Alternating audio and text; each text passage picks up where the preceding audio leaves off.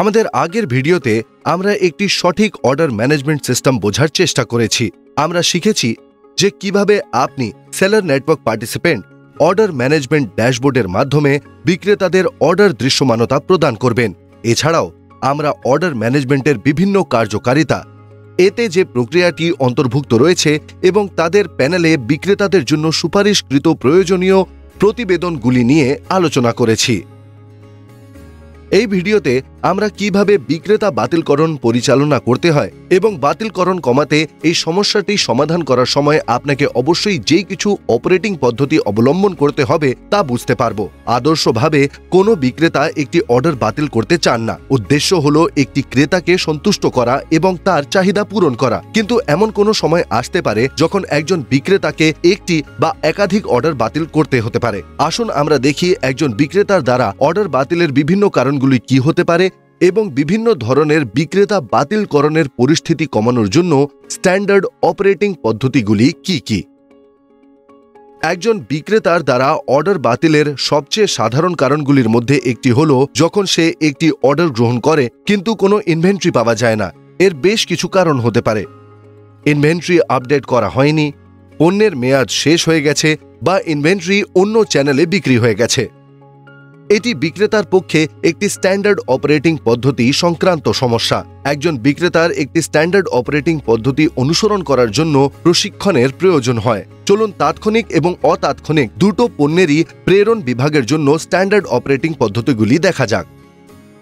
পোশাকের মতো অতাৎক্ষণিক বিভাগের জন্য স্টক শেষ হয়ে যাওয়ার পরিচালনার জন্য একটি স্ট্যান্ডার্ড অপারেটিং পদ্ধতি কিছুটা এরকম হবে। নিয়মিতভাবে বিক্রেতারা প্যানেল থেকে ইনভেন্টরি স্ট্যাটাস রিপোর্ট ডাউনলোড করে। এখানে আপনি সেলার নেটওয়ার্ক পার্টিসিপেন্টকে কলামগুলি আগে থেকে পূরণ করতে হবে এবং বিক্রেতা প্যানেল থেকে বিক্রেতার কাছে সেগুলি উপলব্ধ করতে হবে। এটি হলো একটি নমুনা ইনভেন্টরি হেলথ স্ট্যাটাস রিপোর্টের। চলুন এই রিপোর্ট তৈরির বিভিন্ন ধাপগুলি জেনে নেওয়া যাক। ধাপ 1, বিক্রেতা প্যানেল থেকে পণ্য স্তরের ইনভেন্টরি ডাউনলোড করুন। প্রথম কলাম প্রতিটি পণ্য আইডির বিপরীতে বর্তমান ইনভেন্টরি দেখাবে। তারপর প্রতিটি পণ্য আইডির বিপরীতে বর্তমান ইনভেন্টরি কলাম এ দেওয়া নম্বরটি পরীক্ষা করুন। এছাড়াও অনুগ্রহ করে নিশ্চিত করুন যে বিক্রেতা যেন বিক্রেতা প্যানেলের মাধ্যমে সঠিক ইনভেন্টরি আপডেট করেন। ধাপ 2, এই কলামে আপনি বিক্রেতার প্রতিটি স্টক করা আইটেমের জন্য দৈনিক গড় বিক্রয় দেখতে পারেন। এই কলামটি আগের 10 দিনের দৈনিক গড় বিক্রয় গণনা করে তৈরি করা হয়েছে। তৃতীয় ধাপের জন্য 10 দিনের জন্য প্রত্যাশিত অর্ডারের কলামে বিক্রেতা প্রত্যাশিত মোট অর্ডার দেখতে সক্ষম হবেন। বিক্রেতাকে অবশ্যই বিক্রয়ের যে কোনো প্রত্যাশিত বৃদ্ধি বা হ্রাস সমন্বয় করতে হবে। বৃদ্ধি বা হ্রাসের কারণ হতে পারে আসন্ন সেল সিজন বা উৎসব বিক্রির সমাপ্তি, দাম হ্রাস বা বৃদ্ধি বা ঋতু পরিবর্তন। বিক্রেতাকে এই কলামে একটি সমন্বয় করা সংখ্যা যোগ করতে হবে। ধাপ 4, ইনভেন্টরি গ্যাপ কলাম পরবর্তী 10 দিনে ইনভেন্টরির প্রত্যাশিত ঘাটতি বা অতিরেক দেখাবে। যদি এটি রেড জোনে থাকে তবে এটি নির্দেশ করে যে একটি সমস্যা রয়েছে। যখন অতিরিক্ত ইনভেন্টরি থাকে এটি গ্রিন জোনে পড়ে এবং এটি নির্দেশ করে যে আপনার ইনভেন্টরি স্ট্যাটাস ভালো। যদি এটি ইয়েলো জোনের অধীনে পড়ে তবে এর অর্থ হল আপনার ইনভেন্টরি প্রত্যাশিত বিক্রয়ের থেকে সামান্য বেশি। আপনার কাছে যথেষ্ট ইনভেন্টরি রয়েছে। এছাড়াও নিশ্চিত করুন যে ইয়েলো এবং রেড জোনের মধ্যের রেখাটিকে বিক্রেতার ব্যবসা বা বিভাগ স্তরে সংজ্ঞায়িত করা হয়েছে। ধাপ 5, পণ্যগুলি লাল রং থাকলে বিক্রেতাকে অবশ্যই সঠিক সময়ে আরও পণ্য অর্ডার করতে হবে। ধাপ 6, যদি পণ্যগুলি ইয়েলো জোনে থাকে তবে বিক্রেতার উচিত পণ্য স্তরে ঝুঁকি মূল্যায়ন করা এবং বিক্রয়ের প্রত্যাশিত পরিবর্তনশীলতার ভিত্তিতে আরও অর্ডার করা উচিত কিনা তা বেছে নেওয়া। যদি তারা নিয়মিত বিরতিতে প্রস্তাবিত এসওপি বা স্ট্যান্ডার্ড অপারেটিং পদ্ধতি অনুসরণ করে তবে এটি নিশ্চিত করবে যে অপরিকল্পিত স্টক শেষ হওয়ার কারণে বিক্রেতাদের দ্বারা ন্যূনতম বাতিল করা হয় বা একেবারেই না করা হয়। খাদ্য ও পানীয়ের মতো তাৎক্ষণিক প্রেরণ বিভাগের ক্ষেত্রে স্টক শেষ হওয়ার পরিচালনা করতে বিক্রেতারা অনুসরণ করতে পারেন এমন আরেকটি প্রস্তাবিত এসওপি রয়েছে। ধরা যাক যে বিক্রেতা তৎক্ষণাৎ পণ্যগুলি প্রেরণ করলে উপলব্ধ খাদ্য আইটেমগুলির ইউনিট সংখ্যা আপডেট করার কোনো বিকল্প থাকে না এবং ইউনিট সংখ্যার সাথে খাদ্যের কাঁচামাল ম্যাপ করা কঠিন হয়ে যায়। উদাহরণস্বরূপ ডোসার সংখ্যার বিপরীতে ব্যাটার বা ময়দার পরিমাণ। তবুও বিক্রেতা প্যানেলে বিক্রয়ের জন্য এই বিভাগগুলিতে পণ্য উপলব্ধ বনাম উপলব্ধ নয় চিহ্নিত করার বিকল্প থাকা উচিত। এটি গুরুত্বপূর্ণ যে পণ্যের কাঁচামাল শেষ হওয়ার সাথে সাথেই যেন ইনভেন্টরি প্যানেল পরিচালনাকারী ব্যক্তির কাছে তথ্য সময়মতো প্রবাহিত হয়, যেমন খাদ্য ও পানীয় বিভাগের জন্য রান্নাঘর থেকে। প্যানেল পরিচালনাকারী ব্যক্তির জন্য পরবর্তী পদক্ষেপগুলি অনুসরণ করা গুরুত্বপূর্ণ। দোকান খোলার সময়ের আগে দলের সাথে সমন্বয় করুন এবং দিনের বিক্রয়ের জন্য পণ্যগুলি উপলব্ধ বা উপলব্ধ নেই হিসেবে চিহ্নিত করুন। খোলার সময়ের দরুন একটি এসকিইউ উপলব্ধ না থাকার বিষয়ে জানা মাত্রই পণ্যটিকে অবিলম্বে উপলব্ধ নেই চিহ্নিত করুন। সবচেয়ে খারাপ ক্ষেত্রে যদি তথ্যটি সময়মতো না পাওয়া যায় এবং একটি অর্ডার পূরণ করা না যায়, তাহলে এই তথ্যের ভিত্তিতে পণ্যটিকে উপলব্ধ না বলে চিহ্নিত করুন। এই রকম মিসগুলি নোট করে রাখুন।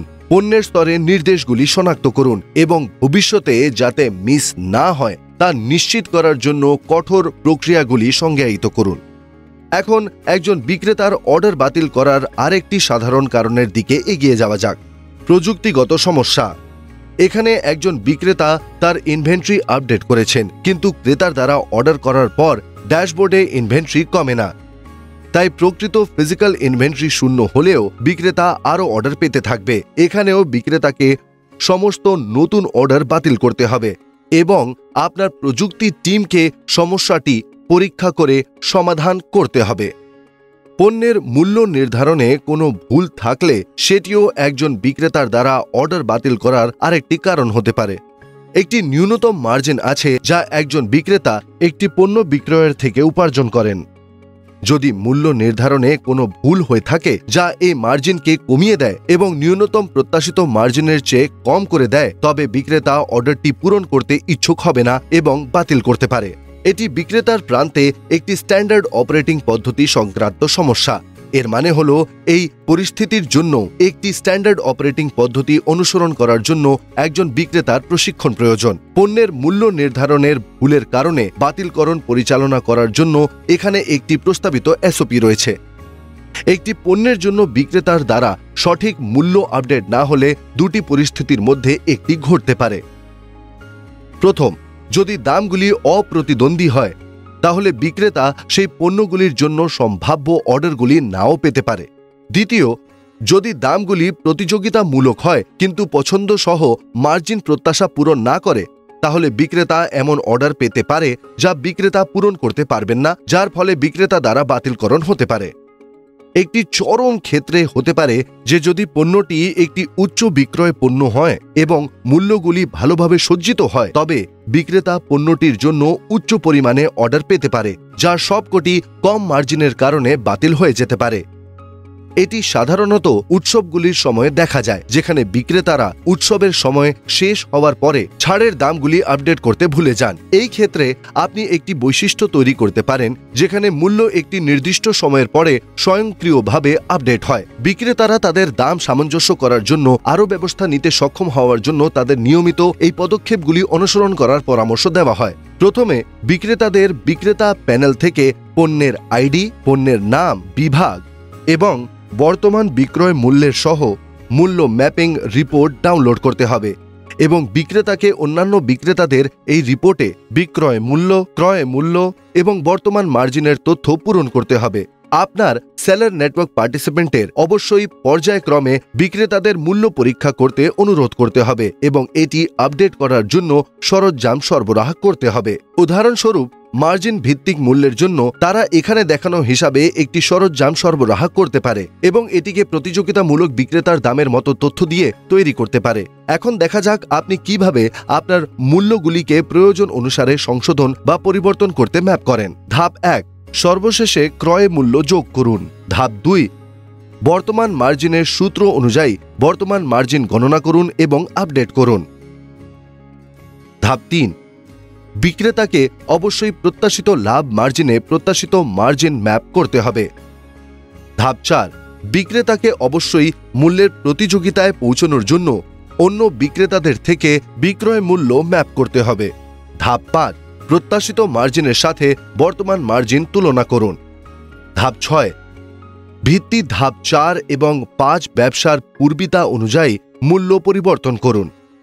ধাপ 7, বিক্রেতাকে পরিবর্তন করা হয়েছে এমন প্রতিটি পণ্যের বিপরীতে বিক্রেতা প্যানেলে নতুন মূল্য আপডেট করতে হবে। প্রতিদিন এই অনুশীলনটি করা বিশেষ করে উচ্চ বিক্রয় আইটেমগুলির জন্য দামগুলি ট্র্যাক করতে এবং মূল্য সংক্রান্ত সমস্যার কারণে বিক্রেতা বাতিলকরণ কমাতে সহায়তা করবে। বিক্রেতা বাতিলকরণের একটি শেষ কারণ রয়েছে। কিছু বিক্রেতা পরিচিত বা অজানা কারণে কোনো অর্ডার দেওয়া হলে সাড়া নাও দিতে পারে বা সাড়া দেওয়া বন্ধ করে দিতে পারে, যার ফলে আপনাকে অর্ডার বাতিল করতে হবে। এটি আপনার জন্য একটি সমস্যা, কারণ এটি শুধুমাত্র একটি বিক্রেতার অভিপ্রায় সমস্যা এবং এটিকে সমাধান করার জন্য নির্দেশিকাটি হল বিক্রেতাকে একটি সতর্কতা প্রদান করা, তারপরে একটি উন্নতির সময়কাল দেওয়া এবং বিক্রেতা যদি এমন আচরণ অব্যাহত রেখে থাকে তাহলে বিক্রেতাকে নিষ্ক্রিয় করা। সামগ্রিকভাবে আপনাকে নিশ্চিত করতে হবে যে বিক্রেতারা ইনভেন্টরি অবস্থা এবং মূল্যের রিপোর্ট ডাউনলোড করতে পারেন। প্রাসঙ্গিক ক্ষেত্র সহ রিপোর্টগুলি বিক্রেতা প্যানেলে প্রদান করা হয়েছে। বিক্রেতারা এই রিপোর্টগুলি তৈরি এবং পড়ার জন্য প্রশিক্ষিত। ইনভেন্টরি রিপোর্ট তৈরি করার জন্য নির্দেশিকা উপলব্ধ করা হয়েছে। এই অনুশীলনের নিয়মিত অনুগত্য বিশেষ করে উচ্চ বিক্রয় আইটেমগুলির জন্য মূল্য সংক্রান্ত সমস্যার কারণে হওয়া বিক্রেতা বাতিলকরণ কমিয়ে দেবে। এছাড়াও নোট করুন, ই কমার্স নিয়মের অধীনে বিক্রেতা বাতিলকরণের দৃষ্টান্তে অর্থ ফেরত দেওয়া হয় এবং ভোক্তা সুরক্ষা আইনের অধীনে মূল্যের হেরফের অনুমোদিত নয়।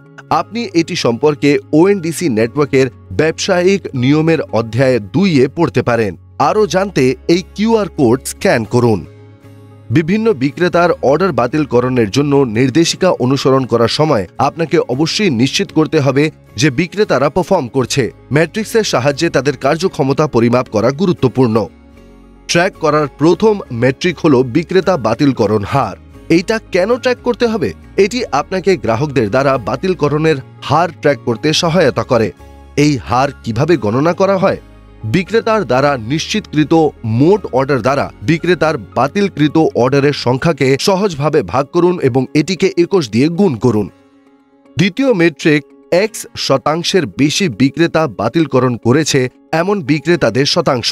এটি আপনাকে বিক্রেতাদের গুণমান পরিমাপ করতে সহায়তা করবে। এই মেট্রিক গণনা করতে X% বেশি বিক্রেতা বাতিলকরণ করেছে এমন বিক্রেতাদের শতাংশকে মোট বিক্রেতা দ্বারা অর্ডার নিশ্চিত করেছে তাদের সংখ্যা দিয়ে ভাগ করে 100 দিয়ে গুণ করুন।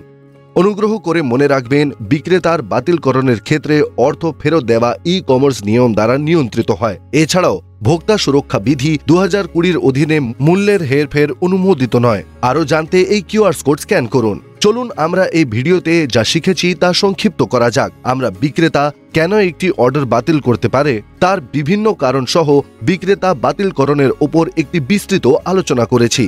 আমরা স্ট্যান্ডার্ড অপারেটিং পদ্ধতিগুলির বিষয়ে জেনেছি যা এই ধরনের পরিস্থিতিতে কার্যকরভাবে পরিচালনা করার জন্য তৈরি করা হয়েছে। এটি নিশ্চিত করে যে আপনার সাথে সংযুক্ত বিক্রেতারা যেন দক্ষতার সাথে অর্ডারগুলি পরিচালনা করা চালিয়ে যায়। পরের ভিডিওতে আমরা শিখব যে বাতিলকরণগুলি গ্রাহকের পক্ষ থেকে শুরু করা হলে তা কিভাবে পরিচালনা করতে হয়, সেগুলি কেন হয় তা বোঝার জন্য এবং অবিলম্বে সঠিক পদক্ষেপগুলি শুরু করার মাধ্যমে আপনি কিভাবে সেগুলি নিয়ন্ত্রণ করতে পারেন। এটি সম্পর্কে আরও জানতে গ্রাহক বাতিলকরণ পরিচালনার ভিডিওটি দেখুন।